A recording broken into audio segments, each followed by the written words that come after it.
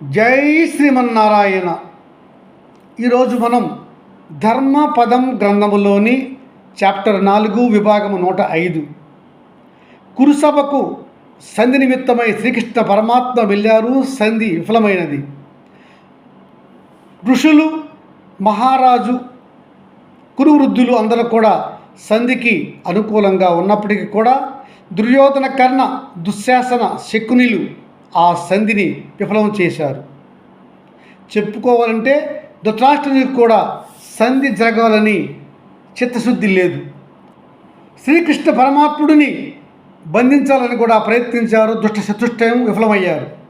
సభలో శ్రీకృష్ణ పరమాత్ముడు తన దివ్య దృష్టిని ఉత్తములకు ఇచ్చి తన విశ్వరూపాన్ని కూడా వారికి చూపించాడు.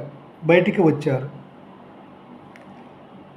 శ్రీకృష్ణ పరమాత్మ తిరిగి ఉపప్లావిపురానికి వెళుతుండగా ముందుగా కుంతీమాతను హస్తంలో కలిశారు. మాతతో మాట్లాడుతున్నాడు మేనల్లుడు కృష్ణుడు. అత్త కుంతి, నేను నీ యొక్క వచనములు విన్నాను, నీ పుత్రులు, నీ కోడల యొక్క సంధి వచనములు విన్నాను. ఆ విధముగానే నేను కురుసభలో ధర్మంగా కురు పాండవులకు సంధి చేయాలని చిత్తశుద్ధితో ప్రయత్నం చేశాను. మహారాజు కూడా ఒప్పుకున్నాడు. మాత, మీ అక్క మహారాణి గాంధారికి కూడా సంధికి ఒప్పుకున్నది. మహర్షులు ఒప్పుకున్నారు. భీష్మ, ద్రోణ, కృప, విదురులు, సంజయుడు అంతా ఒప్పుకున్నారు. కానీ అత్త, మీ బావ జ్యేష్ఠ కుమారుడు కర్ణుడు, దుశ్శాసనుడు, శకుని దుర్బుద్ధితో అత్యాశకు పోయి సంధికి ససీమేరా ఒప్పుకోలేదు. ఎంతమంది చెప్పినా కూడా ఆ కురు యువరాజు సంధికి ఒప్పుకొనలేదు. అతడు యుద్ధానికే ప్రాధాన్యత ఇస్తూ మాట్లాడాడు. సంధికి ఒప్పుకోలేదు కదా, తిరిగి నన్ను బంధించాలని కూడా ఆ దుష్ట దుర్యోధనుడు పథకం వేసి విఫలత పొందాడు. ఋషులు చెప్పినా, తండ్రి చెప్పినా, తల్లి చెప్పినా, ఎవరు చెప్పినా ఆ దుష్ట దుర్యోధనుడు సంధికి ససేమిరా అన్నాడు. అతడికి ధర్మము, న్యాయము తెలియదు.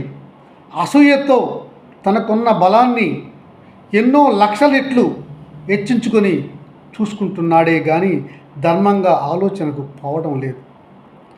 నన్ను బంధించి ఆ పాండవులను గెలవాలని చూశాడు ఆ దుర్యోధనుడు. నన్ను బంధించుట ఈ దుర్యోధనుడి వల్ల అవుతుందా అత్త? దుర్మార్గుడు. కుంతీమాత మాట్లాడుతుంది. నాయనా శ్రీకృష్ణ, మీ బావలు నేను కూడా ప్రాణ నష్టం ఎందుకని అయిష్టంగానే సంధికి ఒప్పుకున్నాం. కానీ సంధి చేసుకోవాల్సిన పని మాకు ఏమున్నది? ఈ మొత్తము కురురాజ్యము పాండు మహారాజుది కదా. ఆ పాండు మహారాజు దయవల్ల కదా వీరు ఈ రాజ్యాన్ని అనుభవిస్తున్నారు. అయినను ఆ కురు సామ్రాజ్యంలో సగ భాగము నా పుత్రులు ఇవ్వడానికి వాళ్ళకి ఇష్టము రావడం లేదు. కృష్ణ, ఇంత అసూయ దుర్బుద్ధితో ఉన్న ఆ కురుకుమారులతో నా పుత్రులు సంధి చేసుకొని దేహి అని వారిని అడిగి 5 గ్రామాలు తీసుకొని జీవించాలా? ఇది మాకు అవసరమా కృష్ణ? కృష్ణ, నా మనసులో మాట చెప్తున్నాను. నా 5 కుమారుల కంటే నా కోడలు ద్రౌపది నాకు అత్యంత ప్రీతికరం. ఆమె వల్లే నా వంశము ఉన్నతిగా వృద్ధి పొందుతున్నది.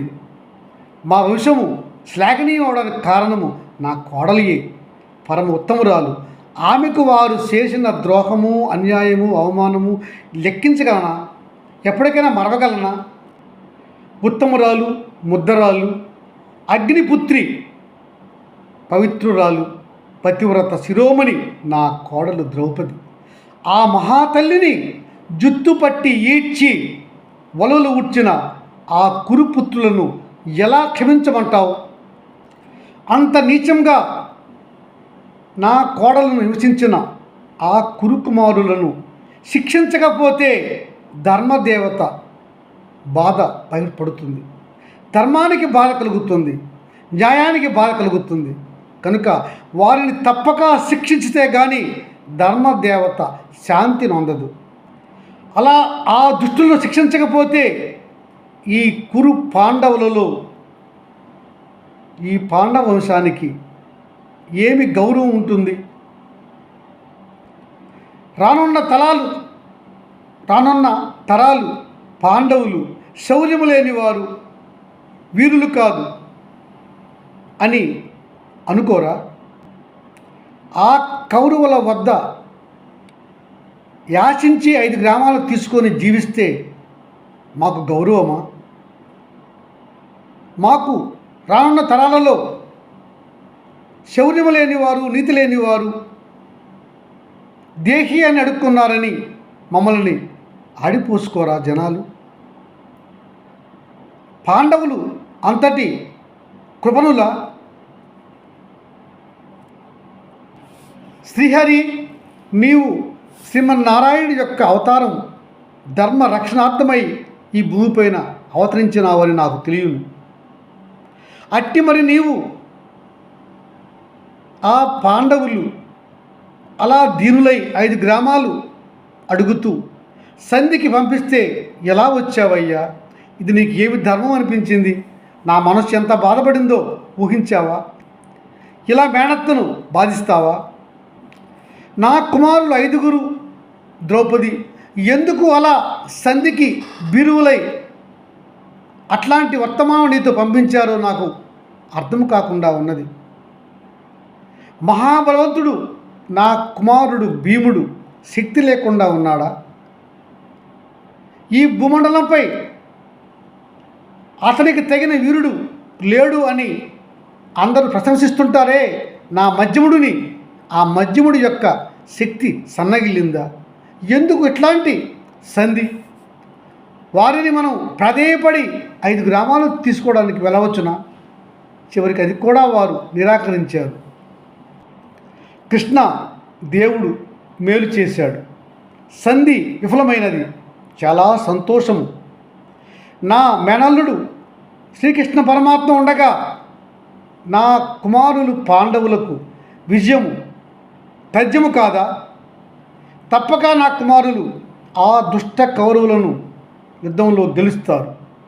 మొత్తము యావత్తు కురు సామ్రాజ్యాన్ని పరిపాలన చేస్తారు. నాకు తెలియను, నా కృష్ణ పరమాత్మ ఎటువైపు ఉంటే అటువైపే ధర్మం ఉంటుంది. నా కుమారులు ధర్మంతోనే ఉన్నారు. కృష్ణ, నేను ధర్మంగానే నిన్ను ప్రార్థిస్తున్నాను. ధర్మంతో ఉన్న నా కుమారులకు యుద్ధంలో న్యాయం చేసి విజయం చేకూర్చు, ఇదే నా ప్రార్థన నీకు అని ద్రౌపది యొక్క అత్త, పాండవుల యొక్క మాత, శ్రీకృష్ణుని మేనత్త కుంతి శ్రీకృష్ణ పరమాత్మతో ఆ విధంగా మాట్లాడింది. సంతోషించాడు శ్రీకృష్ణ పరమాత్మ. బయటికి వస్తున్నాడు. వెళ్తుండగా ప్రజలు తిడుతున్నారు దుర్యోధనుడిని. చీ, ఈ దుష్ట దుర్యోధనుడికి నీతి లేదు, ధర్మము లేదు, అసూయ. నలుగురు కర్ణుడు, శకుని, దుశ్శాసనుడితో కలిసిన ఈ దుర్యోధనుడు చెడిపోయాడు. తనను తన వంశాన్ని కూడా నాశనం చేసుకోనున్నాడు. పాండవుడు ధర్మాత్ములు, తప్పక వారు రాబోయే యుద్ధంలో గెలుస్తారు. దేవాది దేవుడు శ్రీకృష్ణ పరమాత్ముడే వచ్చి సంధి మాట్లాడితే ఆ 5 పాండవులకి కనీసం 5 గ్రామాలనైనా ఇవ్వనంటాడా ఈ క్రూరాజు? నాశనం కోరుకుంటున్నాడు క్రూరాజు, అతని కుమారులు. దేవాది దేవుడు శ్రీకృష్ణ పరమాత్ముడినే అవమానపరుస్తారా? వీరికి పోయే కాలం వచ్చింది అని పాండవులకు మెచ్చుకుంటూ కౌరవులు తిట్టుకుంటున్నారు అందరూ ఆ హస్తినాపుర ప్రజలు.